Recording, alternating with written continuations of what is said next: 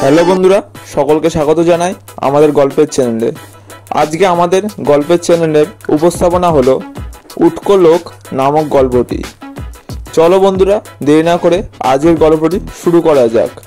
আর তার আগে যা চ্যানেল নতুন আছেন অবশ্যই চ্যানেলটিকে সাবস্ক্রাইব করে নেবেন, যাতে যে কোনো গল্প ছাড়া হলে সবার আগে আপনার কাছে নোটিফিকেশনটি চলে যায়।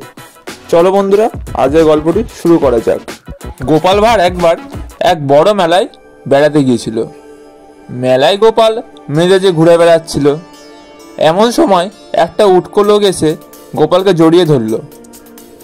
আচ্ছা দাদা, কাশিতে মরলে লোক স্বর্গে যায়, আর ব্যাস কাশিতে মরলে নাকি গাগা হয়, কিন্তু যারা কাশি ও ব্যাস কাশির ঠিক মাঝখানে মরে তারা কি হয়? আপনি বলতে পারেন দাদা, আমার জানতে ইচ্ছা করছে।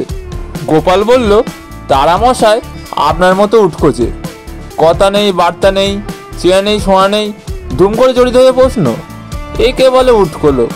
যান মশাই এখান থেকে, না ধোলাই খাবেন, এমনকি রাম ধোলাই খাওয়াবো আপনাকে। বন্ধুরা, গল্পটি কেমন লাগলো অবশ্যই কমেন্ট করে জানাবেন। আর এরকম গল্প শুনতে আমাদের চ্যানেলটিকে অবশ্যই সাবস্ক্রাইব করে নেবেন। দেখা হচ্ছে পরবর্তী ভিডিওতে। ততক্ষণ ভালো থাকুন, সুস্থ থাকুন, আমাদের চ্যানেলের পাশে থাকুন। ধন্যবাদ।